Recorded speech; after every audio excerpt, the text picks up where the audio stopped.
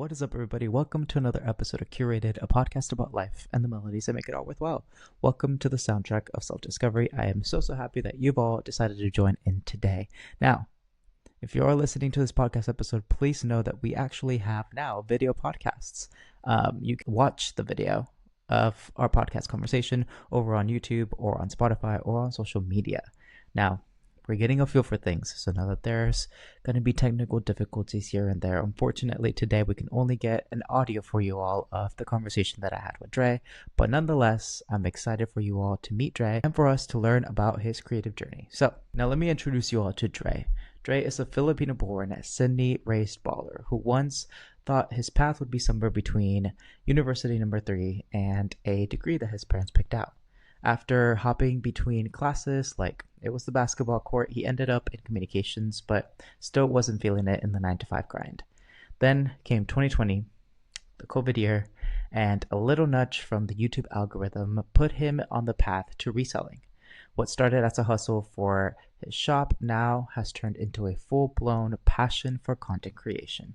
Now he's been making waves as a content creator for the past year and a half, and he's here to share how it all went down. So let's listen to the episode. What's up, everybody? Welcome to another episode of Curated. Like I was mentioning in the intro, today we have a special guest. We have Dre, and then Dre, could you help me pronounce your last name, man? Is it Clores? It's Clores. Hey, you got it. There we go. Yeah, there we go. Okay, awesome. Appreciate you joining in on the podcast. Yeah. Thank you for having me. Thank you for joining. I know it's early your day, evening my time, so I appreciate you taking a little bit of your Sunday to talk on the podcast. For sure. I gave people, like I was mentioning to you a little bit ago, but a little intro about who you are. I've been a big follower of your content for a little while, so I'm excited to get to talk about that in a little bit. I kind of found your content because I was in a space of wanting to revamp my style for a little bit, trying to figure out what fit me, and so I found your stuff, and I was like, this guy's throwing out some great stuff.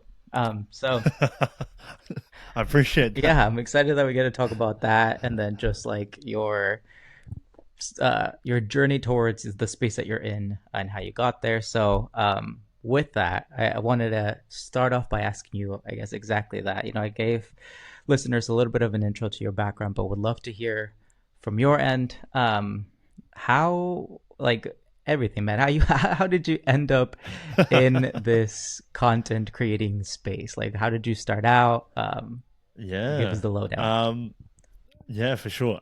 So I grew up with two brothers, and I feel like growing up, we always created content, but we never had YouTube or Instagram to post on. So we would just create home videos, do skits and all that. And I think it wasn't once we got older, I saw my brother do YouTube seriously.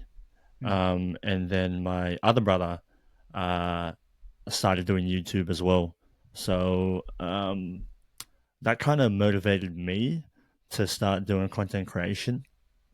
And it wasn't until the pandemic that I was like, okay, I want to go all out, and just, I originally started reselling, and then I did content creation to kind of advertise the store. But then it kind of kept evolving, and then eventually just focused more on content creating.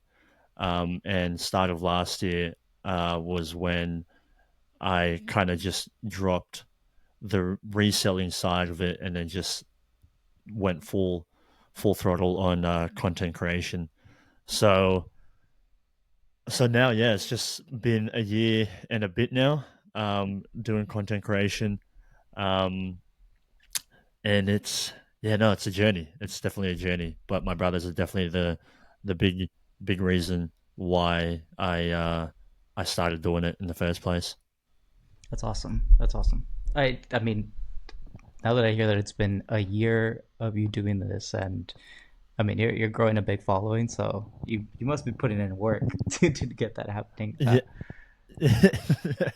it's I think I told myself last year I was like I'm gonna post every day Oh wow. last year. So this was on Instagram and TikTok. Uh-huh. So I was yeah, I was posting reels every day trying to just I don't know, just kind of experiment to see how I can grow my following Yeah. quick. So um yeah, I just stayed consistent and eventually one video blew up and then that kind of snowballed and yeah, got the momentum going, and then followers just started coming in. That's awesome. I guess taking a bit of a step back, something that you Mm, shared with me over email was how you got into the reselling space, and prior to that, obviously having gone to school for communications, I believe, right? yes. So yeah, coming out of high school, I had no idea what to do. Mm-hmm. So I first went to industrial design, and then I dropped out within I think it was like 3 months, Mm. and then I went into medical science, Oh wow. and then I dropped out. Yeah, totally different realm. And then I dropped out after a month, and then eventually my mate was like, "Oh, I think you'll enjoy communications." So I was like, "Okay, yeah, I'll do it." So I stuck to it only because yeah, my parents wanted me to get a degree. So I was like, Mm-hmm. "Okay, I'll push through these 4 years, get a degree," and then even coming out of it, I still had no direction. I was still like, I don't know what to do with this. Right. Um, I was working full time, and yeah, I was like, this is not really what I wanted to do. Um, and I think like people see the pandemic as like a bad thing. Like obviously it affected a lot of people. It was bad, but I just saw it as like it was a time of growth for me during that period. Mm-hmm. Um, and then I was watching a lot of YouTubers, and then in my algorithm, a lot of resellers just kept coming up. So I kept watching, and I was like, this is very interesting. Mm. Um, so I started buying stuff on Etsy and then reselling it on eBay, just because I couldn't go out into thrift stores because everything was closed. Mm-hmm. But then once the uh, what do you call it, the lockout was lifted, I started going to thrift stores, started reselling, and then yeah, I just fell in love with it. Became a student of the game.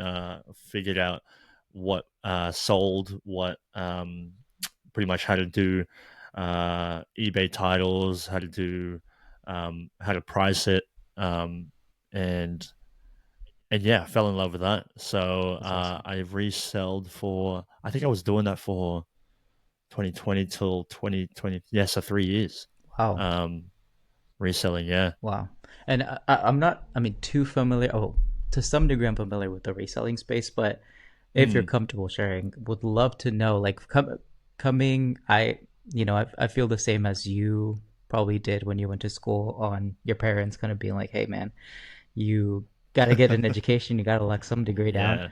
yeah. That's kind of the same thing that happened to me. I do marketing now. I still do marketing. Um, Nice. but I like you, COVID was a period of self reflection for me too. It was kind of like a time where I was like, I'm working and it's not bringing me the joy, the energy that I really want, my career to bring me. And so even though I'm still in that space, I've found kind of, different avenues of doing that, and one of them has been this podcast. But um for you in the reselling space, did you, at least from like a financial perspective, find a good bearing for yourself? Because I'm sure, maybe your parents are looking at you and being like, reselling, that's not something, that like a lot, Yeah. that it's a common job for somebody to have. So how Nah, did you definitely build not. that buy-in from your parents?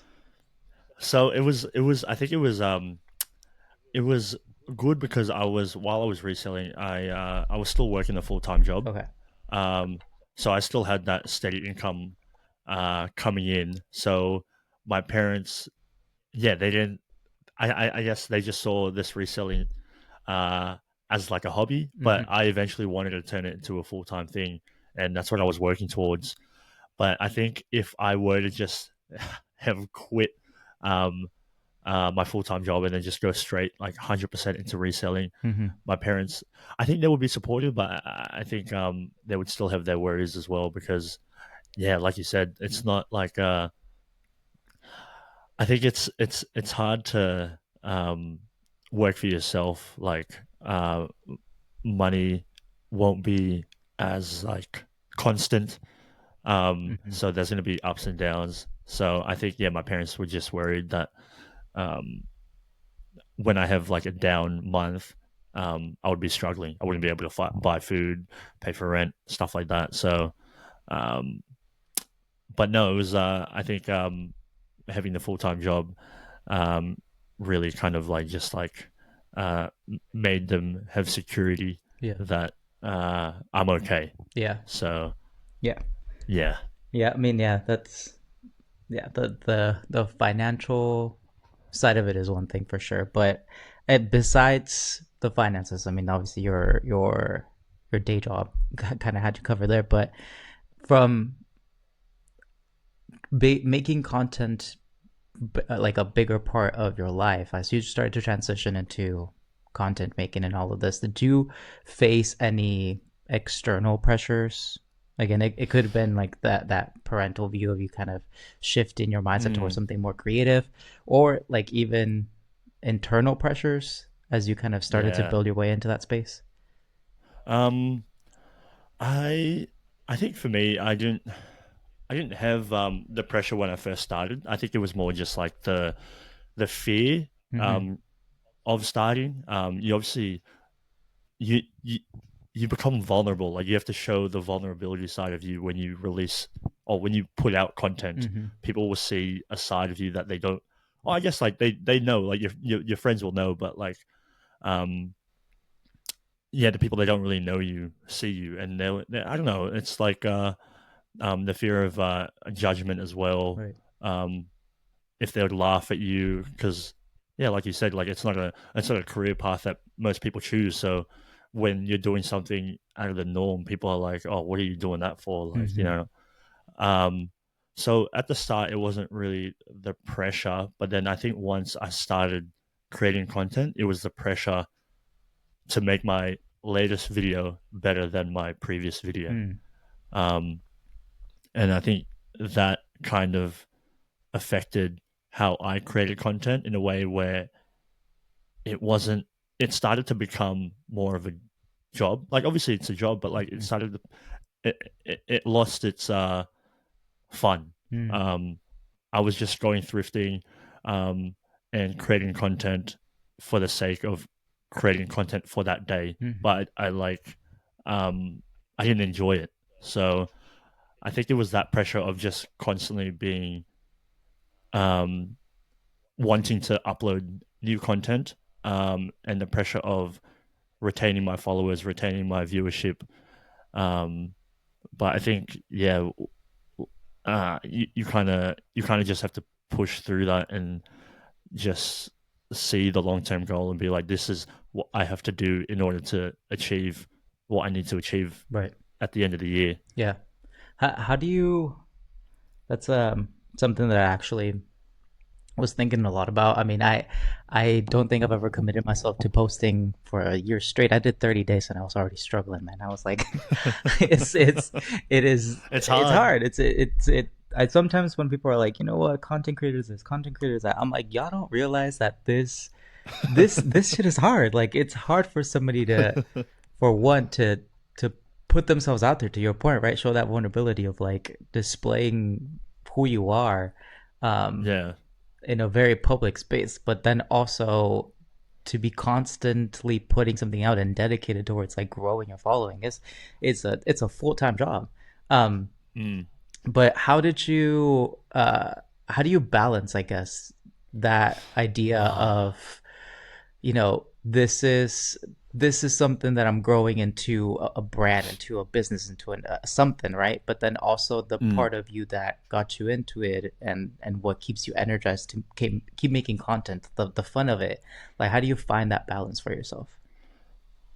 It's honestly tough. Like, yeah, like you said, not many people see content creating as a tough job, but then when you're in the space, it's mentally, physically, even emotionally, Mhm. real tough. Yeah. And yeah, finding your balance is something that I'm still like to this day learning how to do.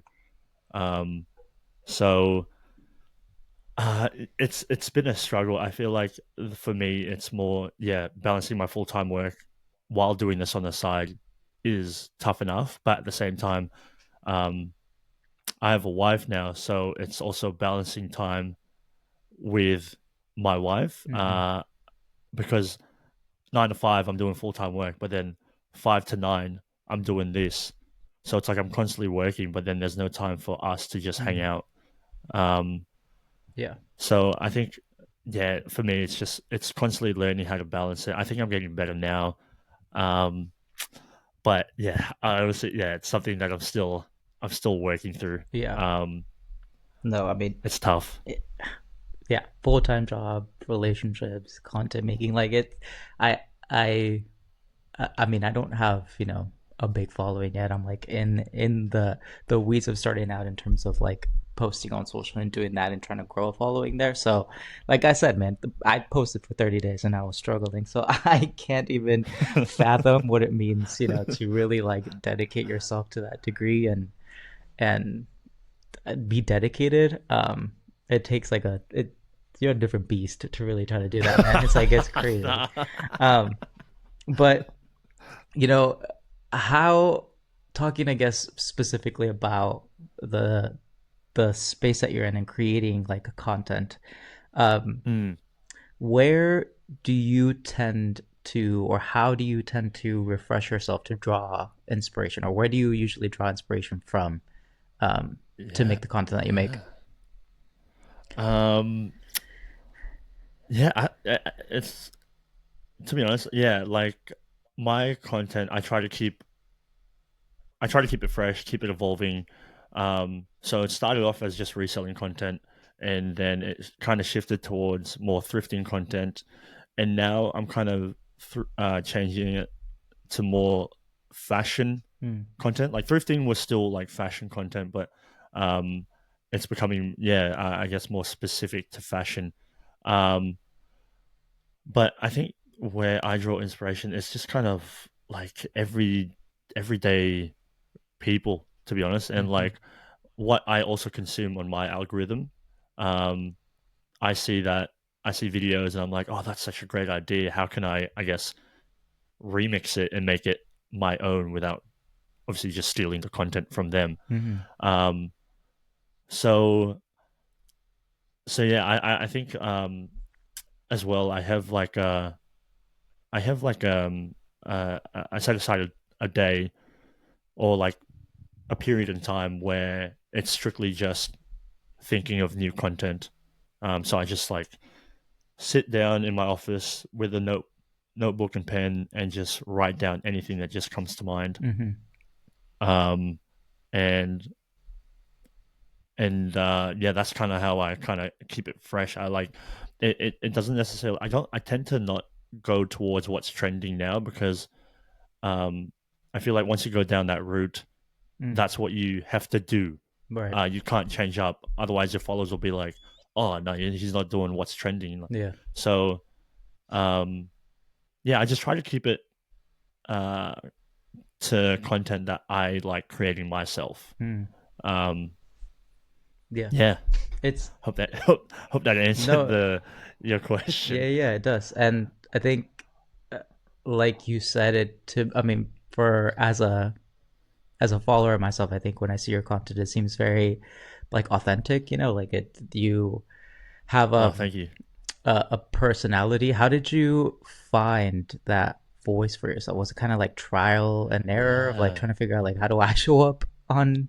yeah, Yeah. no, that's a great question. I think personality wise, I'm a pretty energetic person.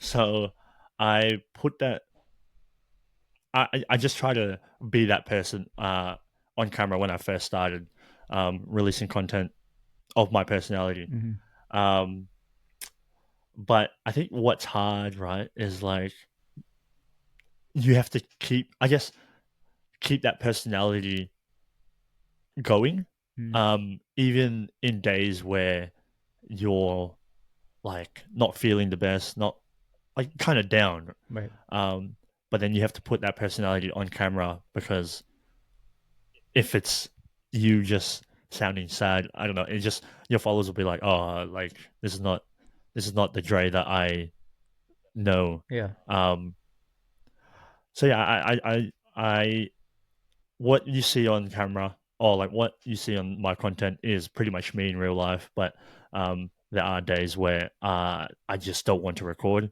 but then I have to record, and then it just I put on that energy, that personality for the camera. Yeah. But Yeah. yeah, that's yeah. Yeah. I had a friend once who is kind of in the same like content making space, and she once was like, it's kind of like you're always on or putting a Mm, you have to be a performer to some degree, and you have to be like an entertainer, and you have to know what it means to like turn yourself on and off. And I'm sure that adds to this like pressure of being like, how do I keep enjoying and finding the mm, like, the authenticity and the fun in what I do, and then what part of it is like, me trying to hustle. So yeah. yeah, I'm sure it's tough. And like I said, the little that I've dabbled in it, I'm like, man, this crazy space. Um, when it comes to your content too, what I've noticed is that it's also, and this kind of touches into what you were talking about, now kind of shifting from thrifting into more fashion content. But I also think that your content tends to be like accessible. And what I mean by that is, especially in like the fashion space, and it just might be me, but this is my mm. my controversial opinion about the fashion space and fashion like creators, is that sometimes it Mm. feels like you have to be a certain level of cool to be in that space, or like to be able to Yeah. like engage with fashion. Yep. What I've noticed with your content is that it's like it seems to be pretty accessible. um how do you like what part of it, as you're shifting into this like more fashion space, are you leaning more into? Like what does that mean for you? Like now that you're leaning into fashion, does that mean you're leaning more into high fashion, streetwear? Like is it a Mm. different side of the content, or like what does that space look like now? I think it's um I think what I because I'm also still figuring out. I usually just kind of I see what the I guess the views and like the comments uh take me to. Mm, I think for me it's more so I look at people like Salehi Bembry, Kid Super, mm, mm-hmm, um uh Joe Freshgoods. I see like those designers as inspiration. So I think for me, what I want to do in this fashion space is start creating content where I'm kind of designing my own clothes, like mm, customizing a sneaker or making a t-shirt from scratch, um, and just kind of showing everyday people that want to get into fashion or want to improve their fashion tips or brands that I wear that I personally like enjoy, mm-hmm, um, and just kind of yeah give them the encouragement to step out of their comfort zone of the way they used to dress into like a new version of them because I think for me when I first started my fashion was horrible like mm. I had no fashion sense whatsoever and then I traveled to Japan and then Japan just opened Oh, my bro, eyes. Japan. Oh, Japan is. I honestly came into there thinking like, oh yeah, look, like I don't dress bad, but like I know I'm not the best dressed. And then I went to Japan, and even the everyday people, just people that are just going to the store or Yo, like yeah. mums, they're decked out, and I'm like, oh my gosh, they really put thought in what they wear, which No, I it's think facts. Yeah. yeah, like Japanese culture, the attention to detail, like the when I was learning about like Japanese brands, I honestly was just like I was yeah, I was like awestruck because I was like this is next level. I feel that. Um, Yeah. so I think yeah, once I came back from Japan, um, yeah, my fashion started evolving, and I think it's good. It's showing. I think right now, I'm not trying to be a master at fashion or like know everything about fashion, Mm-hmm. but I'm also learning the same way everyone else is learning. Like my fashion is constantly evolving, whether it's getting better or getting worse. Um, but yeah, I think that's what I want to, um, I don't know, evoke in other people was just like, just uh, don't be afraid to, I guess, like just change the way you look. Because I was honestly very nervous wearing different clothes and then going to like like a party with friends, and they'll be like, "Oh, what are you wearing this time?" I'm like, "Yeah, nah, that's um." So yeah, nah, like I think more just uh yeah, just helping the people that watch me improve their fashion, and Right. also as well like improve my fashion as well, help me with your comments, with like your suggestions as well. Yeah. So Yeah. yeah. No, I mean, I get my fashion inspo from you, man. So that you have a good sense of Ah. fashion. um, it's like I saw you make the loafers like couple videos Oh on. Yeah, that yeah. was sick. I was like, yo, who this is sick loafers. Now I'm thinking of taking my own loafers and doing something to them. But um, I feel you though on Japan. I've been to Japan once, and ever since I'm Yeah. like, bro, I need to go back and with a better drip because they just it's like next level. Um, Oh bro, it's yeah, it's crazy. yeah, they have a yeah amazing sense of fashion, and even I mean here I resemble to what you're saying about just like trying to I don't know, discover your own sense of fashion or like play with fashion. Mm, I think that to me is what makes it fashion accessible is when people, show you how they dress or how they do things, but then they also kind of are, mm, are inviting about it and they're like, you can do this shit too. You can mm.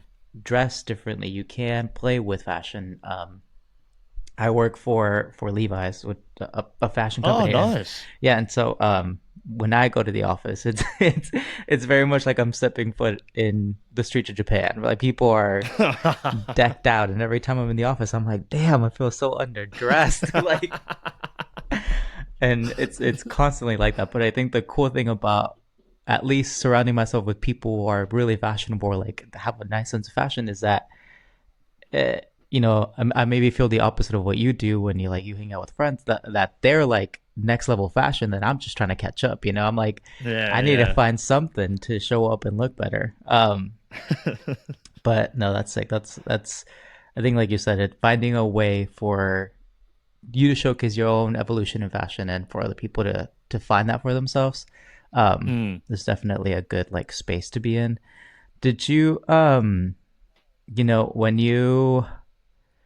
you do this uh your content, what role does like the storytelling um mm.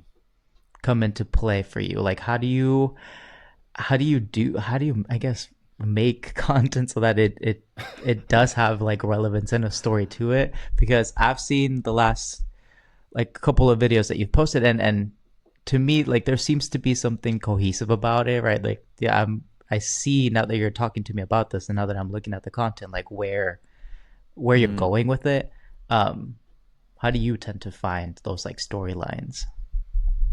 I don't know. Like, I honestly think my storytelling is really bad. I think that's one thing that I really want to improve on. Yeah. Um, and I see it in like all these uh, podcasts that I listen to or videos that I watch of these experts in the field saying once you, I guess, figure out how to storytell, Mm. that's when your content is going to pop off.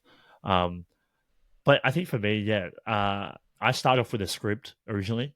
So I write up a script of an idea that I had, Mm. and I usually start off with a hook, the reason why I'm making this video, and then the middle part is explaining, I guess, like a problem, like an yeah, like an issue that I'm trying to solve, and then the end bit shows um how I actually solved the problem. Mm. Um, so that's kind of like the basis of how I do my videos. Like that's like the I guess the skeleton of it. Mm-hmm. Um, but yeah, I think storytelling is definitely something I really need to improve on.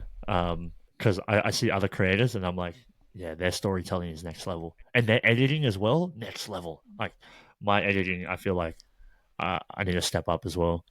So yeah, I think it's just constantly learning Yeah. um, from other creators as well. Yeah. It's a science. Like it definitely is. Like you said, like uh there's a structure, but then I mean, from what I've at least noticed, you really have to be like in the right place at the right time with the right content to be like, okay, this Mm, is something that works, you know? yeah, Or yeah, have like a dedicated following of people who are like, you know, we're big fans of the content that you make and they continuously engage with it. And mm, keeping that engagement alone is also hard. So the storytelling, I'm sure, um, plays a big part of it.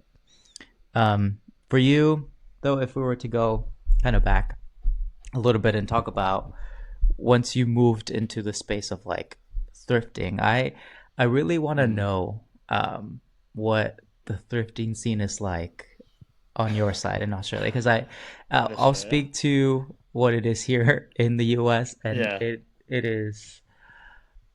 I mean, I can't pull up to a thrift store and find something good anymore. I show up and really, like I don't know, man. Like it's like you go to any store here. You go to, I mean, I live in Berkeley, California, and there's a bunch of mm, thrift stores where I live. Um, yep. I'll go in and a tea is costing me like $60. Uh, Fuck. so it's I don't know what it was. I don't know if it was this resurgence of content being out there of people like thrifting, and like I said, like for me when I started to watch your content, and the reason why I got hooked into your content was because I also was like, hey man, I don't have the money to be, you know, balling out on like nice ass streetwear like Yeah. brands, you know. I need to find a more sustainable way for me to find, you know, clothes out there and be able to upgrade or level up my fashion. And Mm, thrifting is a good one, but yeah. it's so tough out here. I want to know like how the space for you is on that side. To be honest, I think it's the same as you, Carlos. Like Wow. it's tough out here as well. Like uh, pricing aside, I feel that even the clothes selection here is very yeah. It's not the best because I assume thrifting in America, like from the YouTubers that I watch, it seems like the thrift stores there are like they're massive warehouses.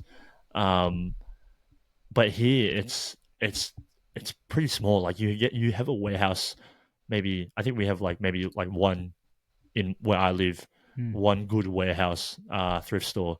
But other than that, it's like tiny stores that don't stock that much items. So Mm-hmm. um, yeah, and the pricing as well going up. It's yeah, it's a struggle. It's getting harder to be honest. When I first started thrifting here, it was decent, like it was good. Mm-hmm. Um, but now it's just getting harder. I don't know whether it's the pricing or whether everyone's thrifting now. So like Yeah. everything that's good is gone. All right. Um, but but yeah, it's not the best out here as well. That's crazy. Yeah. I'm trying to put my finger on it. I'm like, what is it? I also live by a popular school. So a lot of like the college kids here, I think Mm. definitely, you know, are taking up the good stuff that I put up and I'm like, damn, I have nothing to shop here. Um, Yeah. when it comes to your own sense of fashion though, like how do you approach styling like thrifted pieces versus I guess shopping like mainstream? Like Mm. what's your approach with thrifting in general? I think thrifting is it's like I don't really have like when I go in a shop, I kind of know what I want. I'll Mm-hmm. go in the store and be like, oh, I'm after some shoes. I'm after what like a hat.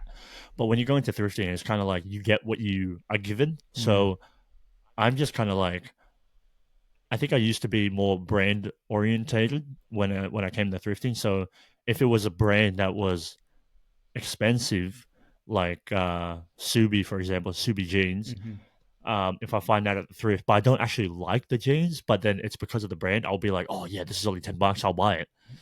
But now it's more if I like it, if it fits good, if it looks good, no matter the brand, I'll just grab it. Mm. Um, but yeah, when I go to thrifting, it's more I just don't have a like an initial uh thought of what I'm gonna buy. I just Yeah. kind of go in there being like, I can't wait to see what I find, and if I find something I like, I'm like, yeah, this is pretty cool. And Yeah. in thrift stores, you find stuff that's like kind of more trending now. I feel like now fashion is more, or like depends, but like it's going towards more like Y2K sort of fashion, Mm-hmm. baggy jeans, crop tops, and all that. And I feel like the thrift stores now, that's what they stock. But like before, maybe like 5 years ago, that's all they stocked. But then no one was buying it because that wasn't the fashion back then. It Right. was like skinny jeans, whatever. So it's good. I think it's better now because the clothes that are donated are more of the Y2K style, Mm-hmm. more of what's in trend. But I think that will eventually run out, and then people will start donating their skinny jeans or like their baggy tees, and then eventually all the thrift stores will be just be skinny jeans, and you'll be like, ah, oh, damn it, I can't Yeah. find anything good now. Yeah. No, I mean, hey, I heard skinny jeans are coming back. So, Yeah, hey, well, I don't knock skinny jeans. You know what I mean? I love me a good pair of skinnies. You know what I mean? no, I feel that. But I mean, yeah, who knows? Maybe like a couple of months from now, we'll all be rocking our skinny jeans again. I still have mine, so we'll see. Um, and I want to say that's such I mean, good advice from me. Even I go into thrift stores probably how you initially went in and just being like, hey, this is a good brand. Let me buy this. Mm, And maybe I yeah. just didn't know how I was gonna wear it. And probably a big part of it comes to the styling at the end of the day. Like, I think fashion is more probably how you style it than what you're wearing. Um, so yeah, that's a tip that I probably have to write down next time I show up. I need to stop looking for the expensive stuff and just look for Yeah. something that works. Yeah. Something that you love, you know what I mean? Yeah, no, yeah. I have to approach it that way, or otherwise I'm gonna be spending $70 on a t-shirt. That's not working for my budget.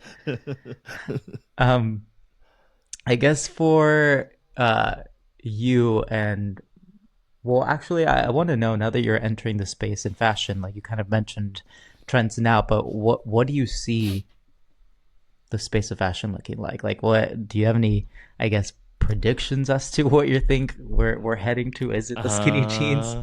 uh, Uh, um, I don't know, to be honest. Like it's fashion is very unpredictable. It's very subjective as well. It's like whatever.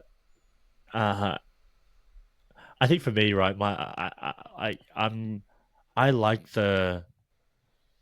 I would say my fashion is I like the American like the I don't know how to describe it, but like the American blue collar worker mm, sort of fashion, like very rugged, I guess. Like, uh, yeah, I don't know how to describe it, but that's just me. mm, Um, but then fashion is like, yeah, like what I think is it's gonna be like is it's just gonna recycle. I feel like what you said, like skinny jeans are gonna come back because it was baggy jeans and then went to skinny jeans mm-hmm. and then back to baggy jeans. I remember when it was the skinny jean era, I was like, I'm never going back to baggy jeans. And then my wife was like, I'm going to buy you a pair of baggy jeans. And I'm like, don't buy it because I'm never going to wear it. Yeah, And then she's actually a big inspiration for me as well in my fashion. that's right. Um, but yeah, and then I started wearing it. And I'm like, oh my God, like it's just going back to how I dressed before skinny jeans. Yeah, So I feel like yeah, it'll just constantly recycle, and then it'll go back to skinny jeans, and then baggy jeans will be out, and then I don't know. I think it'll constantly, um, yeah, maybe just like keep looping in and out, yeah, um, of what's trending 5 years from now. 5 years ago right. or 10 years ago. Yeah, that's why. saving all my clothes. Yeah, exactly. Yeah. So I'm sure my kids will probably end up using my stuff at some point. So Yeah. Yeah. Yeah. yeah, that's that. I go back to my parents here and there, and I'm like, do y'all have anything that I could wear? And sometimes I'll honestly find some stuff from my dad. Like I found some nice old Levi's that I Yeah. pulled up with, and I'm like, hey, look at me. You know, the best thrift stores are sometimes your parents. They have some good stuff. 100%. 100%. Um, I guess try to kind of round us out here. That for you, like you said, the leaning into the fashion space and making content there, and in a future state, maybe making your own clothes. Like, what I guess does the future of the brand that you're making look like? Mm. Um, I think I have big dreams, bro. But like, I think I get way too ahead of myself sometimes. But yeah, I think it's I want to eventually, yeah, have my own clothing line, or not even that. I think it's more just like doing what these designers do Mm-hmm. and work with brands to release a collection. So Mm. whether it be like a Nike collab or like a yeah, like a Crocs collab. Um, so not necessarily having my own clothing brand, but just kind of being that go-to guy that brands reach out to and Mm-hmm. being like, "Oh, I want to release a collection with you. Can you design something for us?" Mm-hmm. And then I also, yeah, I also want to create my own market, like a pre-loved market for other resellers, just to get back to my roots and be Yeah. like help them out, create like a space and a community for them. Um, and I also want to just travel the world and thrift. I feel like that's when my content is kind of at its peak. Mm-hmm. Um, every time I travel and then come back from overseas and release content, yeah, that goes really well. So I think Yeah. traveling and just thrifting everywhere will eventually be a goal of mine. But that's yeah, that's a far away thought. Mm-hmm. But you gotta have the big dreams. You know what I mean? Aim for the I agree. stars. Yeah, Um, I feel that. so yeah, I think that's the that's the goal for the pre-love and for me. Um, Yeah, I like that. but it's just yeah, matter of time. You know what I mean? God's timing. Right. I don't want to rush it. I just need to be patient and just keep working. Yeah. Yeah. Patience is key. I'm also like you, man. I have big ambitions sometimes where I'm like, Mm. hey, you know what? Maybe I need to just start by getting my podcast episode done. Like sometimes I'm like on another planet just dreaming of like we could be doing this and let's do that and let's do this and I'm like, yo, let me just ground myself a little bit. Um but you like you said, you have to have big ambitions, big goals or else, you're not moving. Mm. So Yeah. yeah, I like that. I guess last kind of question for you, but for anybody trying to make their step into the space or really lean towards following more of Mm. their passions or leaning more on their creative side, like do you have any advice on how to either get someone started or keep them in the space? Because I'm sure it's like Yeah. it's yeah. Yeah, I think I think it as like cliche as it sounds, uh what I learned is uh being your true self, like being who you actually are, um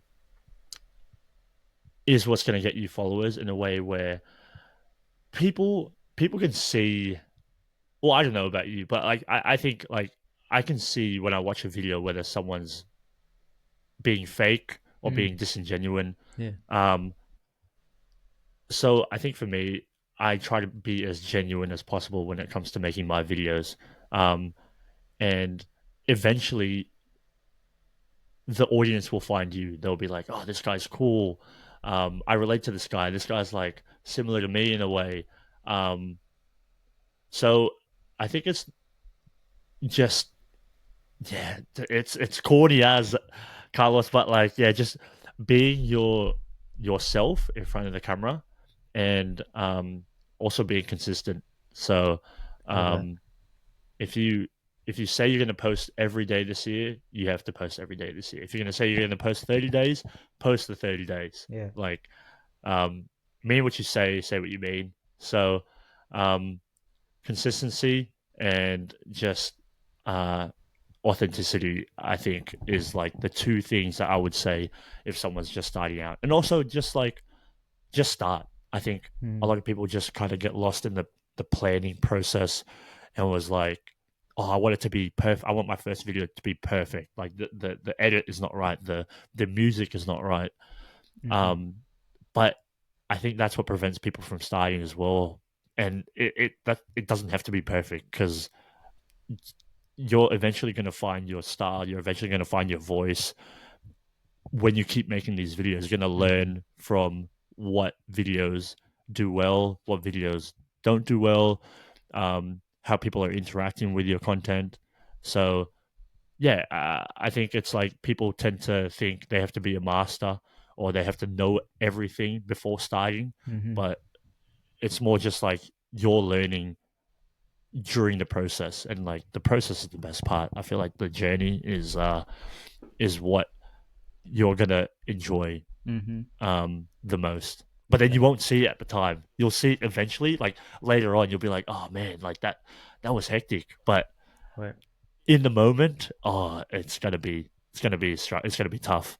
Yeah. Um, so I think yeah, just being consistent, being able to push through, um, and yeah, kind of get mentally tough as well because there's going to be downs, and then when there is downs, it's going to be down. Like Mm. I go through periods where I'm like yeah, just like questioning whether I should keep going with this content creation stuff, Mm-hmm. or I question myself like, am I changing as a person? Mm. Am I becoming more arrogant, more like egotistic because I'm getting recognized in the street, or like brands are working with me? Mm. So I think you just gotta um, you just gotta be mentally tough as well. Yeah. But I think that's what's gonna it's gonna help during the journey. That's how you're gonna um, I guess improve your mindset. So Yeah. yeah, I think that those are the things that I would say if someone were to start content creating. But I think it's different for everyone. So, Yeah. but that's what I would say. Yeah. I like that. I feel low-key called out now. I'm like, damn, I should be I should be a little more dedicated here. Hey, but no, I appreciate that. I think that that's good advice. I'm listening to you from, wanting to build a little bit of a space for myself too. I'm sure Mm, people who are listening are probably thinking that way too, right? And being like, okay, like, what can I do? But I honestly do resonate with you saying about, like how you have to be true to yourself and how you have to be authentic. Because at least for me, now that I see that everybody's trying to build a space for themselves in the content making mm, side, authenticity, I think it's like what really is making somebody stand out. Because sometimes it just seems for sure. right, like you seem, to your point, like some people just seem disingenuous, and then at least for me as a viewer, I'm like, you know what, why should I listen to you? It doesn't sound Mm, like it's coming from a place of honesty. mm, So I like that. But yeah, Dre, I appreciate you jumping on, man. A lot of really awesome, awesome information, a lot of really cool context towards you and what you're trying to do with yourself. I'll ask you after I pause the recording just to stay on a little bit, just to give you a lowdown of what mm, happens afterwards. But um, for sure. appreciate you joining in, man. No, Thank thank you, Carlos. Yeah, you gave us some great context and content about just being in the space. I'm excited to see where you go, dude. I hope that a lot of these big dreams, big ambitions that you have come true, because I think they're pretty realistic, dude. They sound like you're in the right path, at least from what I see. Thank So you, um, thank you, thank you. appreciate you. For everybody listening, appreciate you all listening. And we'll catch you on the next one. See ya.